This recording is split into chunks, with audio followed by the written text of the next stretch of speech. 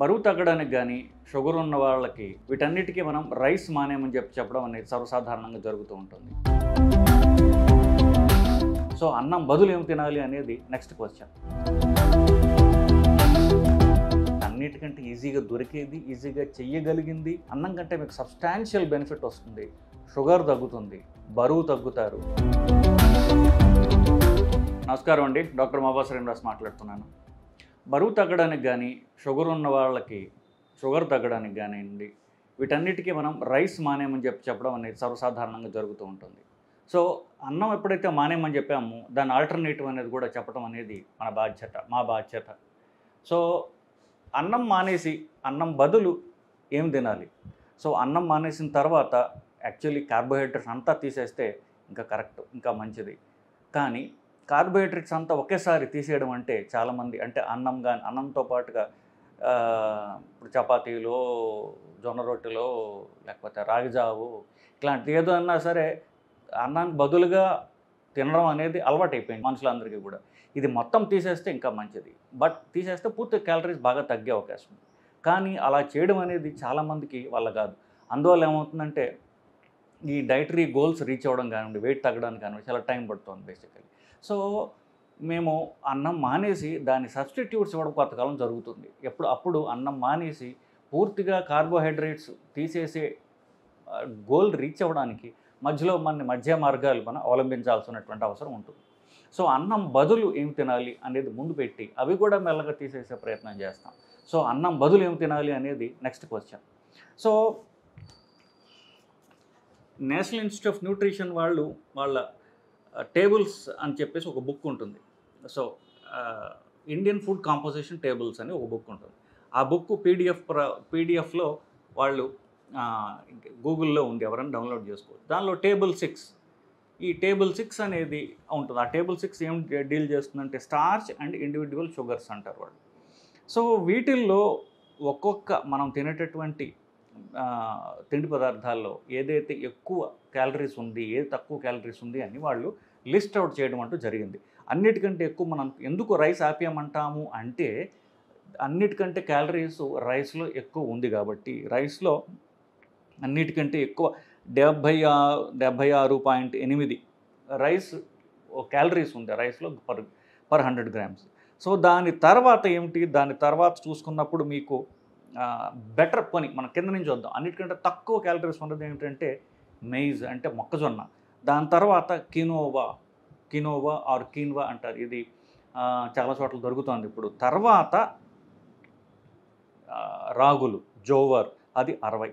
తర్వాత రాగులు.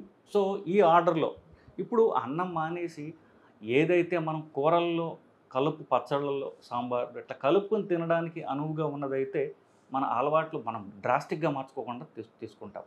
సో ఇప్పుడు మొక్కజొన్న ఉందనుకోండి, మొక్కజొన్న మనం టిఫిన్లాగా తినడం అలవాటు, కానీ అన్నంలాగా తినలేం కదా. నెక్స్ట్ జొన్న రొట్టెలు తినడం చాలా వరకు ఇప్పుడు పల్లెటూళ్ళలో ఇంకా అలవాటు ఉంది. జొన్న రొట్టెలు ఈజ్ ఏ గుడ్, అది తినడం అనేది మనం కూరల్లో కానీ అట్లా తినడానికి అది అనువుగా ఉంటుంది. కొంతమందికి ఈ జొన్న రొట్టెలు చేయడం అనేది రాదు, ఎందుకంటే కల్చర్లో మనకి అది పోయింది చాలా. ఇప్పుడు కొత్త తరహా ఉన్నటువంటి ఆడవాళ్ళు చాలామంది జొన్న రొట్టెలు చేయమంటే జొన్న రొట్టెలు చేయడం నాకు రాదండి, రోజు కొనుక్కోవాలి, ఇట్లాంటి ప్రాబ్లమ్స్ ఉన్నాయి. అండ్ సో నెక్స్ట్ ఆల్టర్నేటివ్ మనకేంటి, కినోవా అన్ని చోట్ల దొరకట్లా. బట్ మామూలు అన్నం వండినంటే వండొచ్చు, అన్నం వండినంటే తినచ్చు. సో మామూలుగా కూరల్లో పచ్చళ్ళు అన్నీ వేసుకుని మామూలుగా తినచ్చు. అది దొరకని పక్షంలో అన్ని చోట్ల దొరికేది చేయడం చాలా ఈజీగా ఉన్నది ఏంటంటే రాగులు క్యాలరీస్ తక్కువ ఉన్నటువంటి ఫుడ్, ప్లస్ అది చేయడానికి పెద్ద కష్టం కాదు.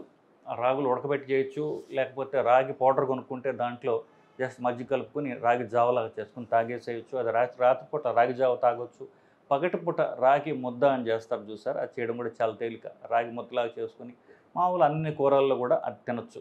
ఇప్పుడు మీరు రాయలసీమ ఏరియాలో అయితే రాగి ముద్ద తినడం అనేది ఇప్పటికీ చాలా చాలా ట్రెడిషనల్ అది. సో ఆ విజ్డమ్ ఇంకా ఉన్నది. మనం రాగి ముద్ద చేయడం చాలా తేలిక. ఇంకా అది కూడా కష్టం అనుకుంటే రాగి పౌడర్ దొరుకుతుంది, జస్ట్ 4 మజ్జిగ కలుపుకుని రాగి జావలాగా తాగేసేయచ్చు. ఒక పూట డెఫినెట్గా రాగి జావ తాగితే పొట్ట ఫిల్లింగ్గా ఉంటుంది, చల్లగా కూడా ఉంటుంది. సో రాగుల్ని ఎందుకు చెప్పినట్లు క్యాలరీస్ తక్కువ ఉంటాయి అన్నంలో కంటే కూడా. సో దాంట్లో మాంసకృత్తులు అంటే ప్రోటీన్స్ అనేవి అన్నం కంటే రైస్ కంటే ఎక్కువ ఉంటాయి. ఫైబర్ ఎక్కువ ఉంటుంది. ఫైబర్ ఎక్కువ ఉంటే అన్నం తిన్నంత రాగులు తినలేం. అది మనకు మంచిది. బేసికలీ కడుపు మనకి ఫిల్లింగ్గా ఉంటుందన్నమాట.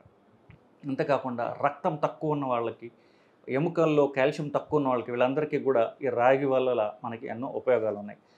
కొంతమందికి అన్నం తిన్న తర్వాత ఎస్పెషల్లీ చిన్నపిల్లలకి విరోచనాలు వస్తుంటాయి. అన్నం తినగానే విరోచనాలు వస్తున్నాయి.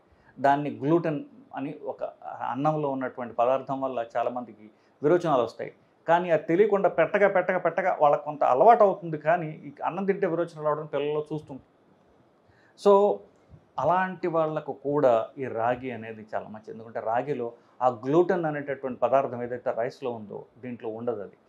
సో ఇవన్నీ చూసుకున్నప్పుడు మనకి అన్నిటికంటే ఈజీగా దొరికేది, ఈజీగా చెయ్యగలిగింది మనకి రాగి జావ, రాగి ముద్ద.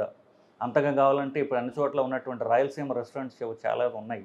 అక్కడికి పోయి ఒక్కసారి మీరు తిన్నట్లయితే అది మీకే అర్థమవుతుంది. తినడానికి కూడా చాలా టేస్టీగా బాగుంటుంది తినడానికి. కాకపోతే ఈ ట్రెడిషనల్గా రాగితో చేసే రాగి ముద్దలో అన్నం కూడా కలుపుతున్నారు. అది మెయిన్ ప్రాబ్లం.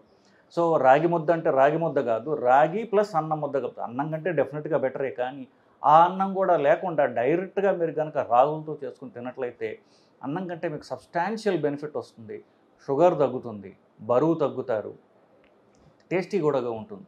ఫర్ ఎగ్జాంపుల్ జొన్న రొట్టెలు అంత టేస్టీగా అనిపించుకోవచ్చు, తినడం కష్టం కావచ్చు. పెద్దవాళ్ళకి కొంచెం పళ్ళు ప్రాబ్లం ఉన్న వాళ్ళకి తినడం కష్టం కావచ్చు. రాగి అలా కాదు. సో రాగి జావలాగా చేసుకోవచ్చు, రాగి ముద్దలా చేసుకోవచ్చు. రెండు కూడా పళ్ళు కాస్త వీక్గా ఉన్నా కూడా తినడం అనేది చాలా తేలిక. సో రాగులతో మనం ఎలాగ వండి తినడం అని అలవాటు చేసుకున్నట్లయితే మీ అన్నం ఎలాగ వదిలేయనేటటువంటి ప్రాబ్లంలో సబ్స్టాన్షియల్ సొల్యూషన్ రాగుల ద్వారా మనకు వస్తుందండి. సో రాగి ముద్ద ఎలా చేయాలి అనేటటువంటిది మీరు యూట్యూబ్లో చూడటమో లేకపోతే మీ అమ్మమ్మనో మీ నాయనమ్మనో అడిగి తెలుసుకోండి. ఇవాళ నుంచి రాగి తినడం మొదలెట్టండి, అన్నం మానేసేయండి. సో దీని ద్వారా మీ బరువు తగ్గించుకోండి, షుగర్ తగ్గించుకోండి. నమస్కారం.